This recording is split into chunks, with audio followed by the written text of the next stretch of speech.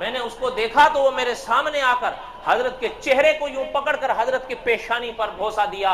सच कह रहा हूं मुसलमानों, काजी एहसान अहमद शुजाबादी रहमतुल्लाह अलैह ने यह वाकया अकोड़ा खटक में खुद बयान फरमाया, और मौलाना उबैदुल्लाह अनवर रहमतुल्लाह अलैह वो वक्त के वली, उनके सामने भी हजरत ने इस वाक़े को बयान फरमाया।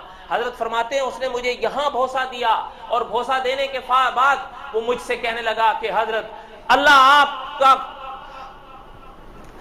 आपका भला करे, अल्लाह आपका भला करे, अल्लाह दुनिया आखिरत आपकी संवार दे, कि मुझे क्या नुस्खा आप समझा गए। हजरत फरमाते हैं क्या बात है। कहने लगा हजरत जो चीज आपने सिखाई मैंने दिल से उसको अपनाई है। मैं तो अभी दुआ के अल्फाज नहीं खत्म कर पाया था कि ऐसा झटका लगा कि आंखें बंद हो गई और ऐसा लगा कहीं और पहुंच गया हूं, और एक आलम है, नूर है जो जगमगा रहा है, और देखता हूं कि सामने हुजूर हैं अलैहिस्सलातु वस्सलाम, लेकिन हुजूर का एक हाथ हजरत अबू बकर सिद्दीक के हाथ में है, दूसरा हाथ हजरत उमर रजी अल्लाह तआला के हाथ में है।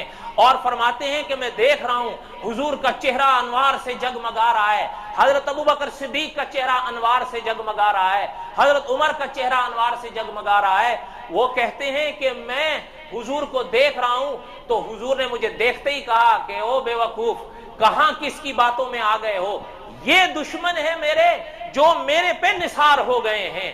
बस ये कहने के अल्फाज थे कि हजरत, वो कहता है कि हजरत हुजूर ने फरमाया अगर सही अकीदा नहीं अपना सकते हो या अब भी तुम्हें समझ में नहीं आ सकती है तो मदीना छोड़ के चला जा, हम तुझसे कहते हैं कि मदीना छोड़ के चला जा।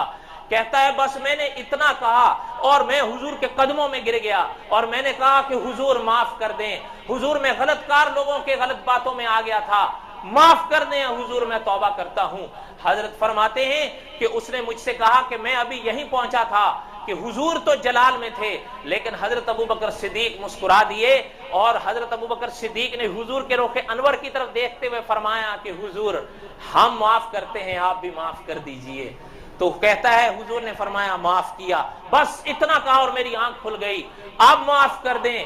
अब बल्कि मैं जैसे उठा हूं अब मैं अपने अहलिया को भी लिख रहा हूं कि अगर तुझे उसी अकीदे पर रहना है कि सहाबा ठीक नहीं थे तो फिर तू जा सकती है, और अपने बाप को भी लिख दे रहा हूं कि अगर तेरा वही नजरिया है कि सहाबा ठीक नहीं है तो मेरे बारे में जो मर्जी फैसला कर ले, लेकिन हुजूर के रोजे पर आए हुए अल्लाह ने हिदायत बख्श दी। इसलिए हमारे अकाबिर फरमाते हैं कि जिस दिल, ये जो दिल है ना, अकाबिर फरमाते हैं कि हुजूर की मोहब्बत और सहाबा की अदावत ये एक दिल में जमा नहीं हो सकते। अकाबिर फरमाते हैं जिस दिल में हुजूर की मोहब्बत होगी वहां हर हाल में सहाबा की मोहब्बत होगी, और जिस दिल में सहाबा से अदावत होगी वहां कभी हुजूर की मोहब्बत नहीं आ सकती।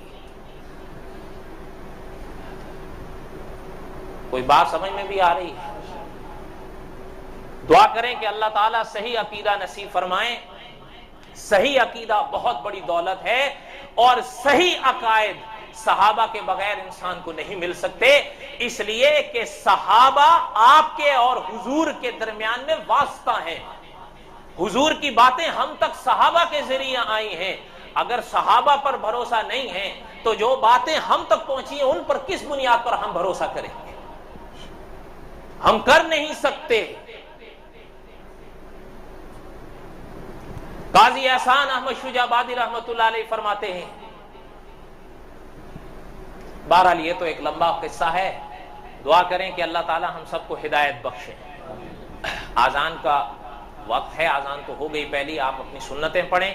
अल्लाह ताला ने जिंदगी दी, बाकी आइंदा और कल इंशाअल्लाह